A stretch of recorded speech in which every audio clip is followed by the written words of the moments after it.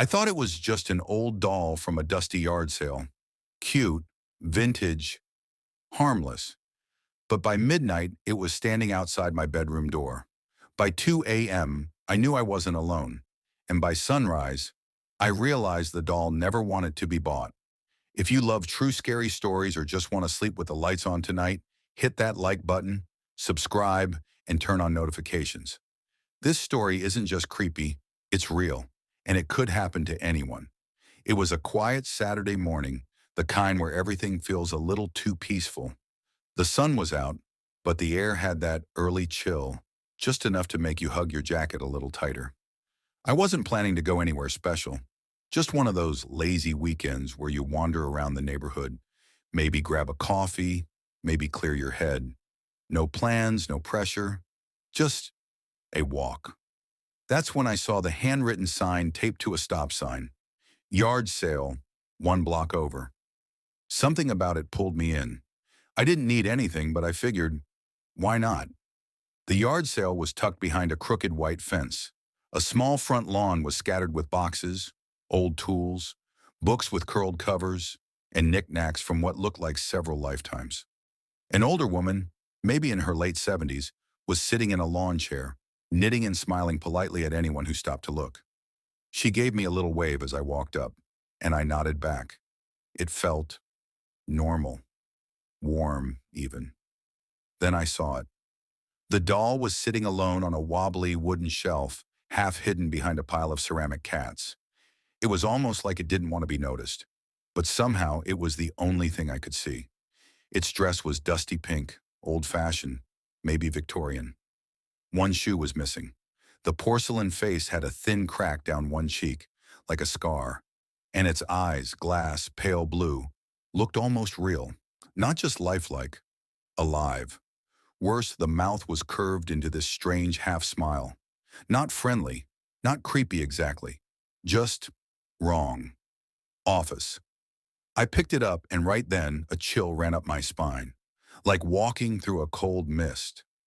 I laughed it off, handed the woman $2, and took it home. Biggest mistake of my life. When I got home, I set the doll on the bookshelf in my room. I didn't really think much about it after that. It was just some weird old thing I bought on a whim. I figured it might make for a quirky story later. Or maybe I'd clean it up and flip it online. It just sat there, staring blankly at the wall across from my bed while I went about my day. That night, I had trouble sleeping. I kept waking up feeling unsettled, not scared exactly, just uneasy, like something was off in the room. At one point, I swore I heard something that sounded like a laugh. Not loud, but sharp and sudden, like it had come from the corner. I sat up, looked around.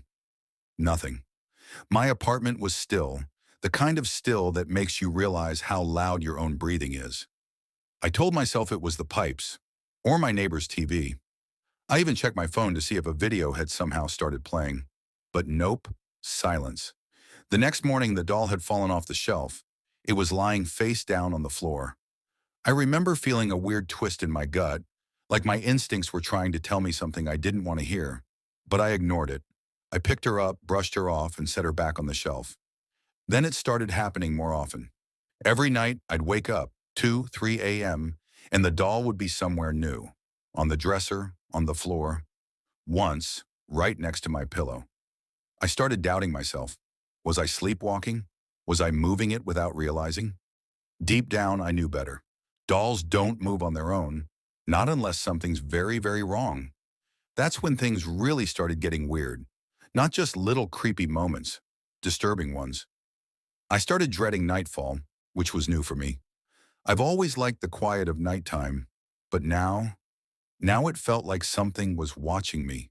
Every creak in the floorboards, every faint tap against the window felt amplified, like the house was breathing. One night, I was brushing my teeth, and I saw it out of the corner of my eye.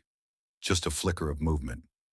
I turned quickly, and the doll was sitting on the bathroom sink. I hadn't moved it there. I know I hadn't. My heart was pounding so hard I could hear it in my ears. I didn't scream.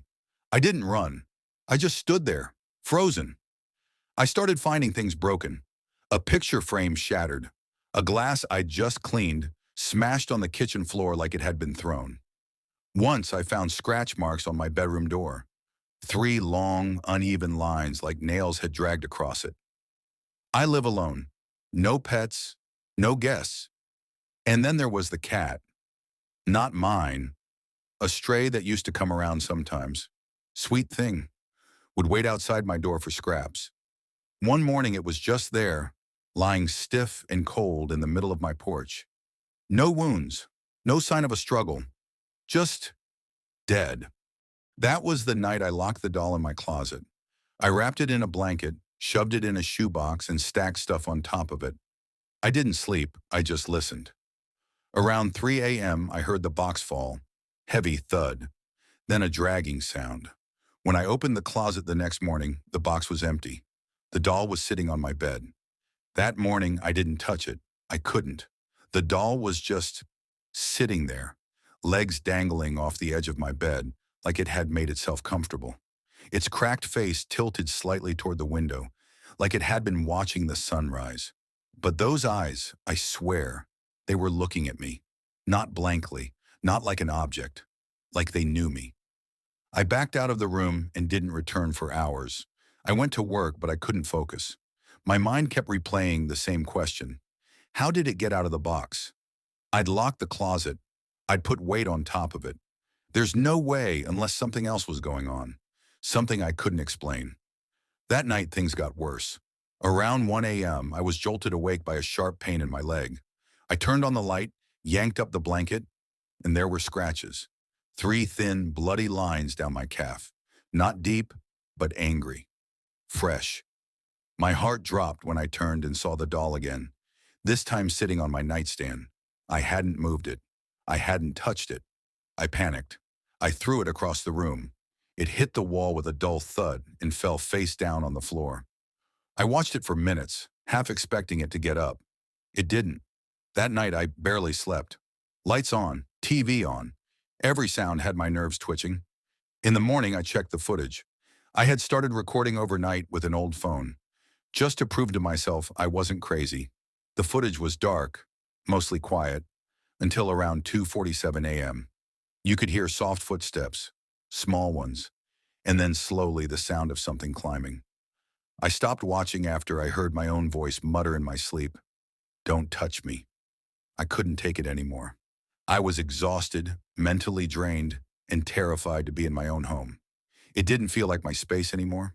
It felt like I was being watched, stalked. And the worst part? I knew no one would believe me. How do you explain to someone that a doll is hunting you? But I had to try something.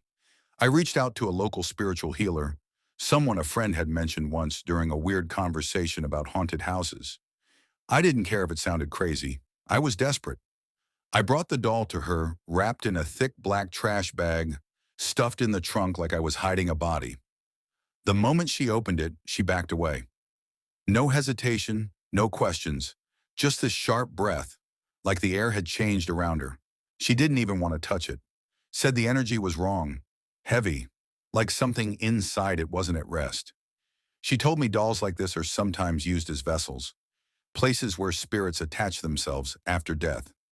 Not always evil, but not peaceful either. This one? She said it felt angry, abandoned, broken. Then she asked me a question that still echoes in my head. Did you buy this, or did it find you? I couldn't answer. I didn't know. All I knew was I wasn't safe. She warned me not to throw it away, said it would only come back, said it needed to be sealed or burned properly, that half measures would only make it worse. Before I left, she whispered something like a prayer and handed me a small pouch of herbs and salt. Told me to keep it near me until I finished what I started. I left feeling more terrified than relieved. I didn't sleep the night after visiting her. Every shadow in my apartment felt like it was leaning in closer. The doll sat in the corner, wrapped in a black cloth, motionless, but I couldn't stop glancing at it, waiting for it to twitch. I knew I couldn't keep living like this. Whatever this thing was, it had attached itself to me, and I had to end it. I followed her instructions exactly. That next night, just after midnight, I went out to a clearing in the woods behind my apartment. It was quiet, too quiet. Even the crickets had gone silent. I brought the doll, the salt, the herbs, and a lighter. My hands were shaking so badly I almost dropped everything. I placed the doll in a small pit I had dug earlier and circled it with the salt and the herbs like she said. When I lit the fire, it burned slow at first, then flared fast like it had been waiting to ignite. The air shifted, heavy, thicker somehow. And then, as the flames reached the doll's chest, I swear I heard a scream. Not a human one, not even animal, just pure, high-pitched rage. It echoed in my ears long after the flames died out. I stood there frozen until only ash remained. The fire had burned clean. No scraps, no leftover fabric, no porcelain shards. Just blackened earth and smoke curling into the night sky. And then, stillness. For the first time in weeks, I didn't feel watched. I buried the ashes, packed everything up, and walked home as the first light crept into the sky. I felt hollow but lighter, like something had finally let go. But the peace didn't last. The next night, I dreamed of her smile. It's been a few weeks since the fire, since I watched that thing vanish into smoke and ash. For the most part, life has gone back to normal, or at least a version of normal. I sleep better. I don't wake up gasping for air or checking every corner of my room. The silence in my apartment finally feels like silence again. Not a warning, but still, I don't feel the same. I keep the pouch of herbs under my pillow. I haven't told anyone where I buried the ashes, and sometimes, just sometimes, I catch myself listening for footsteps, for whispers, for that small laugh that once followed me in the dark. It's not every night, just enough to keep me on edge. Just enough to remind me that I opened a door I probably shouldn't have. They say when you mess with things you don't understand, sometimes they follow you. And even though the doll is gone, burned, buried, I can't shake the feeling that something stayed behind. Not angry anymore, just present.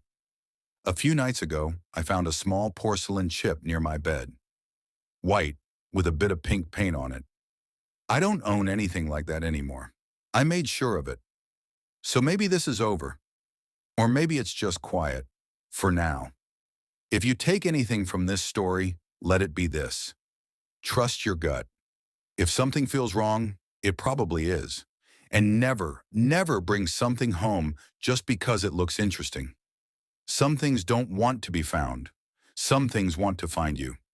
If you've ever had a haunted object or experienced something strange, drop your story in the comments. I read everyone. Don't forget to like, subscribe, and share this video with someone who needs a good scare tonight. Stay safe out there, and never trust a smiling doll.